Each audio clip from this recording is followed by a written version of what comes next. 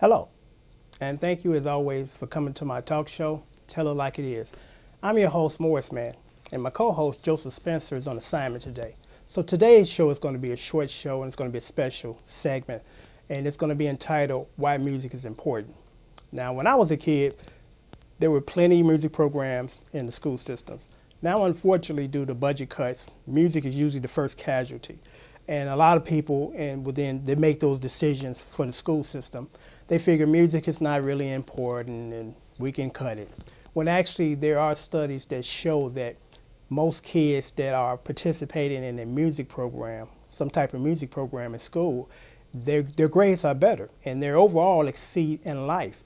And one reason being is it's not just about mastering an instrument, it's about being very disciplined, being taught at a very early age to be focused, to master something that's going to take more than a day or two to master.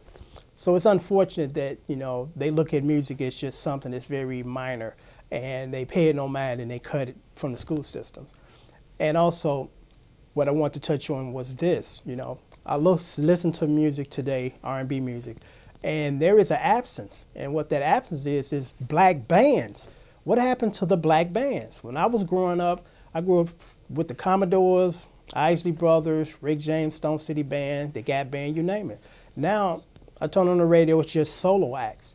And initially, people would say this, well, young black guys just don't want to focus and play a musical instrument. They just want to steal samples and make beats. And there's nothing wrong with making beats.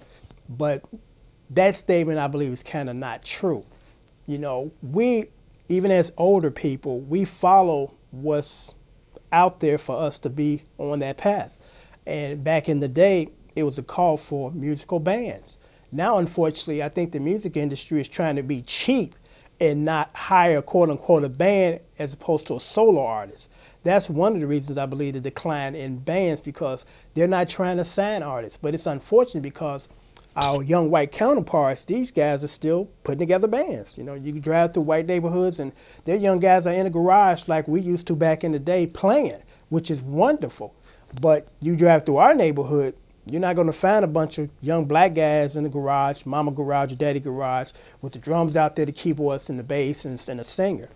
And unfortunately, we're kind of getting away from that because rock music is alive and well. There's still bands, rock bands, and they're hiring or they are signing these rock bands. But now, unfortunately, R&B black music, we're suffering because we don't have that opportunity anymore. I think it's more or less the industry issue as opposed to young folks just don't want to do it. But I encourage you older people out there to encourage your kids to play, because my mother encouraged me. She wanted to keep her kids busy while she was at work, so she encouraged us to pick up a musical instrument or do something that we had interest in as opposed to hanging out in the streets and worried about getting shot. So I think that we have to step that up too as older black people to say, hey, go to the music store with your kid and pick out a musical instrument and say, hey, I want you to, do your thing. Learn whatever you want to learn. And it would be rewarding if you do that. Because again, our art form is dying. It's like, where are the black bands? And I think the only area of black music that's flourishing and actually growing is gospel music. And that's wonderful because gospel music is pushing out a lot of great, talented, young black musicians. But other than that, I don't see, quote unquote, black bands. And I hope we're not going to let our musical heritage die, because the only band that I can think of, quote unquote, black band is Mint Condition. And they've been around for like 20 years, so they're not new. I think the very last band that I can recall was a group called Joe Public, and I think that was like late 90s. I know I'm not 100% up on every musical aspect out there, and I'm sure that there are a few black bands out there, but they're not plenty like it used to be. I mean, again, I used to go to the record shop, and I used to be there for hours, Gap Band, Confunction, Isley Brothers, just again to name a few. So hopefully we don't let our musical heritage die. And this video is going to be short, and basically it's kind of a plea out there to say, hey, young black men and women, pick up an instrument, master it, enjoy it. And also, I'm going to say this quickly for the people that are trying to get into the industry, because I have extensive background in the music industry for over 25 years. It's important, even if you're just quote unquote making beats, it's important to know your craft from a theory standpoint. Learn how to read music, learn how to write music, because if you're going to be in that industry, you should be able or be expected to be able to do that, because when you know how to write music and read it, when you're writing it, you can write it down and you can put it away for several years and come back to it and pick up where you left off.